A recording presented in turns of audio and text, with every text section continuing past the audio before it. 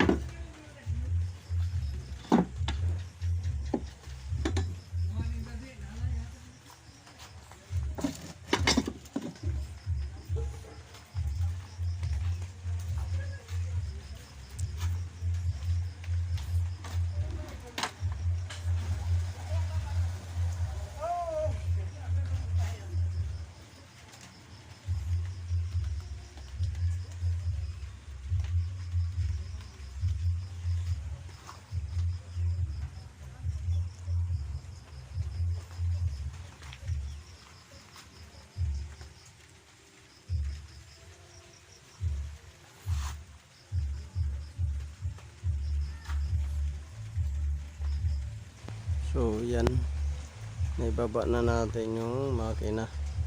Ito makina rin to ng another jet ski. Ito sa isang jet ski din. So for stock up.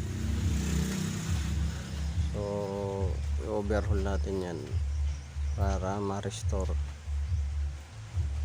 at makondisyon. So ating tanggalin na lang yung bore block nya or engine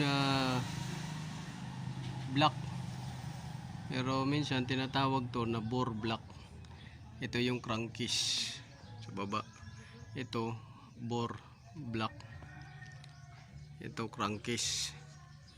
So hindi kinaya ng lubrication. Ngayon tatanggalin na lang natin to kay grabe. 3 araw na to na nilubricate ko dito, hindi umiikot at hindi nabubunot yung or hindi tumataas, hindi bumababa yung piston. So nilubricate ko dito 3 araw na.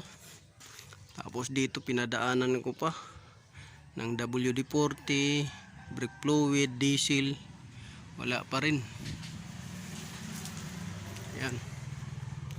So ngayon ang gagawin natin, tatanggalin natin itong bore block nya kasi grabe ang kalawang sa ilalim ng crank. So maya ipapakita ko sa inyo kung gaano ka dumi. So ito, lubricate natin muna ang sa labas. Ito nga mahirap tanggalin yung bolt or nut sa starter, kaya linisin ko sana yung terminal, pero mahirap tanggalin. Binabaran muna ng WD-40 tsaka diesel or brake fluid para lumambot yung kalawang at tsaka asin-asin. So yan.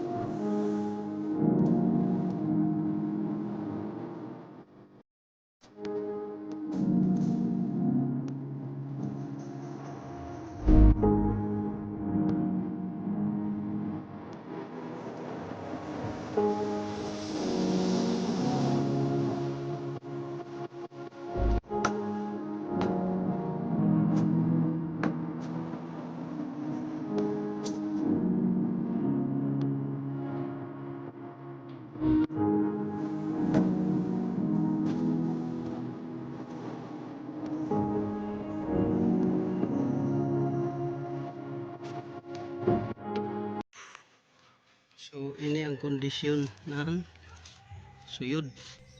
So kung ako ipakita sa inyo, di gadyo mobilik ini siya na kondisyon kay ang kialing kalawang grabe.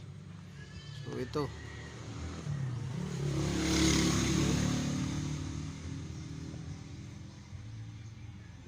so dili gadyo makabilik ang crankshaft or hindi talaga makaikot crankshaft pag ganyang kondisyon, no? Grabe kalawang. So masisira lang ng bearing nito pagka pinilit na ikot-ikutin. So ibabad natin muna yan ng diesel, brake fluid na rin para malubricate. Kita ninyo yung piston ring, hindi na siya sumisipa. Ayan, o.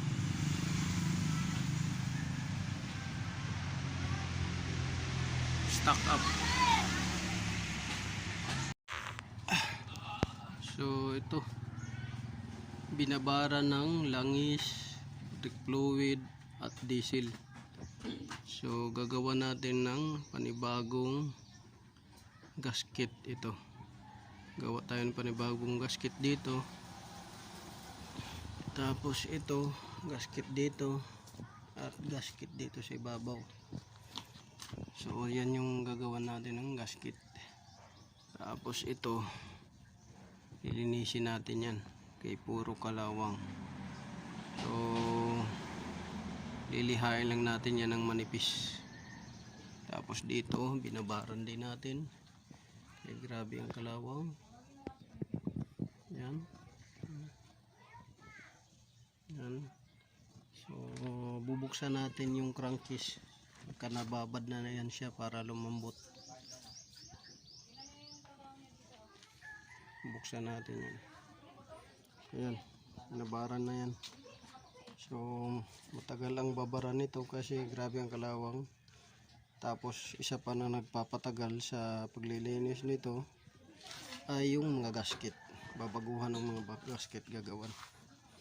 So yan. Yan yung mga gagawin dito.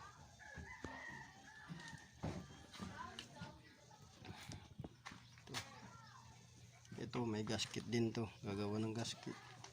Ito gasket din, pati dito. So ayan, medyo matagal-tagal ang ano nito, proseso at repair at saka restoration, dahil nagpapatagal yung linis at saka yung mga gasket.